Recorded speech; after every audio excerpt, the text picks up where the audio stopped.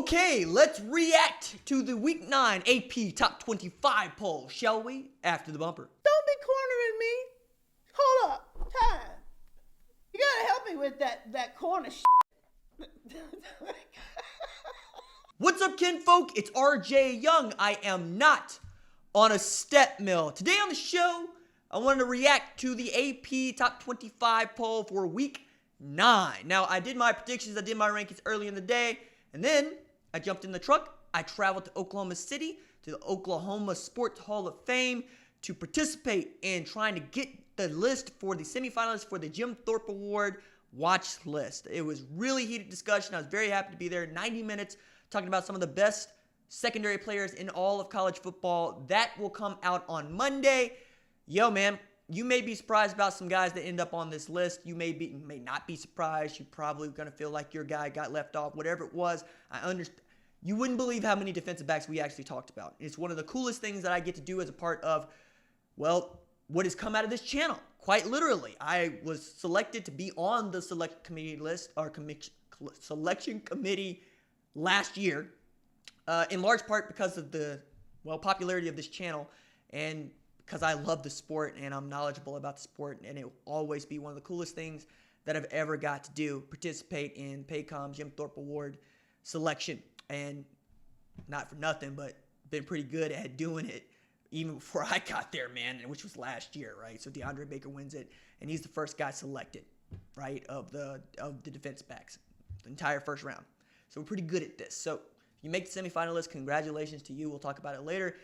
If you make the finalist list next month, even bigger, because that probably means you're going to get drafted in the first or second round. Also means that I have been in my truck quite a bit the last couple of days. Tulsa to Norman to Tulsa, Tulsa to Oklahoma City, Oklahoma City to Tulsa. It means I put about 900 miles on my truck over the last couple of days. I'm in the season of life where all you do is work and you try to put your head down, try to get where you're going. You look up when you're about 45, 50 years old, but that's where it is. Also, shout out to my girlfriend Laurel and the baby girls, Brave and Weapon X. Love you guys. We're working. Mama! All right. I haven't looked at the AP Top 25 rankings, in large part because I want to react to them here. Because, that's one of the cool things about this show is a lot of y'all like seeing my facial expressions when I disagree with something or when I'm surprised by something, so let's go ahead and do that. At number 1, Alabama. Fine. Tua Tagovailoa left the game against Tennessee with an ankle injury. He's going to have surgery to repair it. Look, that dude's got some weak ankles because this is the other ankle, and he's going to be out for at least 2 weeks, which means that he should be back for LSU Bama. But I can already see how Nick Saban is going to end up on SportsCenter with Scott Van Pelt talking about, hey, look, we lost one game, and in that one game, Tua Tagovailoa was not 100%. He's 100% now that we won perhaps an SEC or not won an SEC championship if they lose that game. So you should let us into the playoff. Bunk. LSU at number 2, I don't have a problem with that. Fine. Ohio State at 3, they were my number 1 because all they've done is come with a caution wet sign because they've been mopping up teams, especially defensively. They're a juggernaut. They got some outstanding defensive backs over there too. Jeffrey Okudah, we all know about. Jordan Fuller, we've known about for a couple of years. They are just destroying people. Even without Barrett Browning being able to play in this game against Northwestern, they allowed just 3 points. Ohio State is the juggernaut today. Clemson at 4, cool. 45-10 beating of Louisville. Trevor Lawrence looked pedestrian at best. He's forcing some throws. He's expecting Justin Ross and T. Higgins to just be that much better, and they kind of aren't. But they don't have anybody that's going to really challenge them in a meaningful way. So we'll just have to leave them there as third best team in college football, or fourth best team in college football, excuse me. Number 5, Oklahoma, fine. We'll leave them there. You run the table if you're Oklahoma, you make the college football playoff. That's what it is right now. You've got one ranked opponent left if Baylor continues to do work, right? And that's in November. Well, 2 ranked opponents from what I understand, but we'll get to that in a little bit, depending on how you feel about it. But you got Kansas State this week, then you get the bye, then you run the championship November gauntlet that is Iowa State, Baylor, TCU, and Oklahoma State to a Big 12 championship if you just keep doing what you've been doing. Number 6, Penn State, big win over Michigan. Big game. Jim Harbaugh is 1-10 against AP top 10 opponents at Michigan. Goodness. Also, Sean Clifford, just a dude. Look, Sean Clifford goes 14-25 for 182 with 3 tutties. Most of his yardage was to KJ Hamler. He just happens to be blessed with an outstanding defense and some running backs that ain't absolute garbage. Now, Austin Kendall, West Virginia, went 15 of 31 for 182 with 2 tutties. What's the difference? It's about the parts around you. I need to do the QB tiers thing because I can pretty well back up. Carter Stanley's a better quarterback than half the guys in the top 25, and he's at Kansas. He just hasn't had the benefit of Brent Dearman calling plays all year and the assortment of wide receivers that a lot of these guys have. You've had guys dropping passes. That guy's just throwing darts, dropping dimes with an outstanding running back, Pooka Williams Jr. At number 7, we got Florida. Tried to give this game away to South Carolina. Did not succeed in doing so. So we got to leave them there at 7-1. The first ranked one-loss team, as should be. Their only loss to LSU away from home. I'll take that. Notre Dame at 8. I think it's a little too high depending on how you feel about Georgia, but we'll let it slide. Number 9, Auburn. Wait a second. How is Auburn ranked ahead of Oregon? I'm not going to get down with this except to say, I guess you're going to give them the ranked win against A&M, but ampersand, you ain't even ranked or shouldn't be ranked. It better not be ranked. It ain't a good football team, and Oregon's only loss is to, Auburn. That's how you rank Auburn ahead of Oregon. See what I did there? All right, Georgia at number 10. Got a loss to South Carolina. I could easily see Oregon ranked ahead of Georgia because its only loss is to Auburn, but we'll take Oregon at 11 there. Run the table if you're Oregon. Win the Pac-12 championship. Georgia comes out of the SEC East. Maybe they win a SEC championship. Then we'll have a real discussion about this.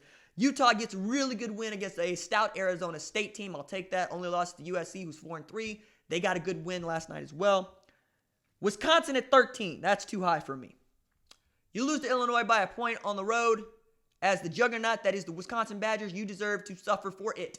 Okay? This ain't getting skull dragged by 28 against Purdue away from home, but it's still pretty bad. As Illinois had only beaten UConn and Akron. Akron is 0-7. UConn is 1-6.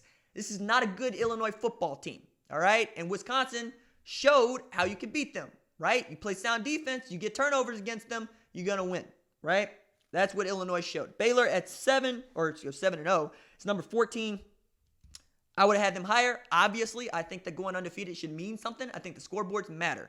I think they got a really good win against Oklahoma State team that many people thought was going to be pretty good. They got a nice assortment of triplets when Spencer Sanders is not a turnover machine, but he was one.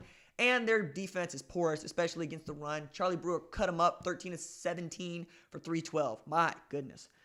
Texas at 15. Still too high. Still too high. That is the highest ranked 2-loss team in this entire poll, and I got a problem with it. I watched Texas need Cam Dicker to save them at home against Kansas, 50-48. Texas gave up 569 yards or something like that to Kansas, right? You got 300-plus yards passing out of Carter Stanley. You got 192 on the ground with Pooka Williams Jr. That is a bad defense. It's a bad football team, but their only losses are to 2 teams ranked inside the top 5 who are undefeated. All right. Number 16, we got SMU. I would put SMU ahead of Texas, but that's just me. They skull-dragged Temple. 457 yards passing for Shane Buechele. You know what it is, right? And maybe the wheels will come off, but they haven't. They're 7-0.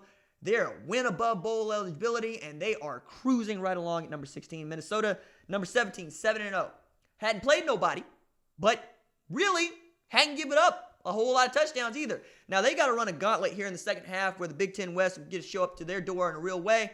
We could easily see Minnesota ended up 7-5 for the rest of the year. But right now, number 17, 6-1, Cincinnati. Really good win against Central Florida. Only losses to an Ohio State team that I think could be number 1 where they got blanked 42-0.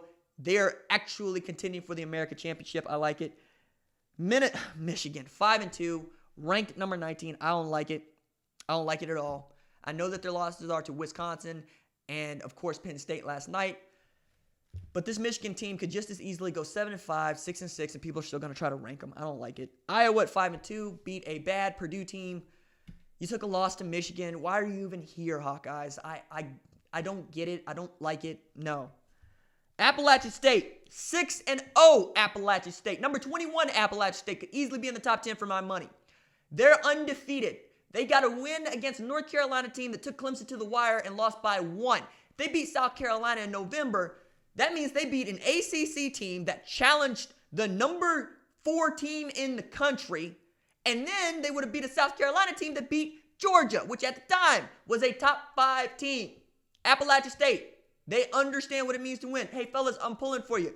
Go get yours. Keep rising up these rankings as the remaining unbeaten Group of 5 team. Go get you a W's. Number 22, Boise State took a loss to BYU and Baylor Romney, who is not related to Mitt, we think. Yeah. So BYU tried to give this game away late. I watched some of this. You had like 7 points or 8 points scored in the fourth quarter for Boise State, came up short. Losing Curtis Weaver obviously hurt them because Curtis Weaver was the leading sack leader in all of college football and was outstanding at linebacker for them. Iowa State at 23 on the strength of a really good win against Texas Tech. Brock Purdy seems to have found his stride.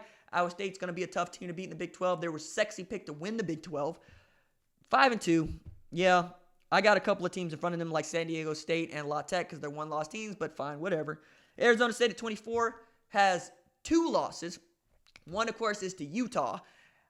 Jay Daniels might be the best freshman quarterback of all the freshman quarterbacks getting starts. I like who they are. They know who they are. They could still, perhaps, maybe, come out of the... No, they can't because Utah beat them. Never mind. 24. Wake Forest, 6-1, number 25. I would have had them ranked higher. In fact, I would have had them ranked ahead of Texas, but I understand it. They got to be feeling good if they're Demon Deacons. They're going to get a shot at, one of these college football playoff-bound teams. And I need to say this here as others receiving votes. Memphis got 87 points. Virginia got 29 points. San Diego State got 17 points. Pittsburgh got 17 points. Washington got 15. Navy got 9. A&M got 6. Missouri got 4 because, like Oklahoma State, it doesn't know what to do with its hands when it's ranked except lose to a Vandy team that also lost to UNLV. Whew. Then you got UCF at 3. USC got 3 points. La Tech got 2. Tulane got 1. Tulane got drugged by Memphis last night. Playing in the college football playoff is a privilege. It is not a right. Playing for our national championship is definitely a privilege and not a right. We still live in a world where teams play for conference championships because those are the only things that they have in their control to play for. And if you play in a Power 5 conference, you're usually playing for a big bowl game. It used to be in the Big Ten, you play for an opportunity to play in the Rose Bowl against a Pac-12 team. And then if you got a chance to play for a national championship, you said thank you. I don't like that, but I also live in a place where I believe in meritocracy.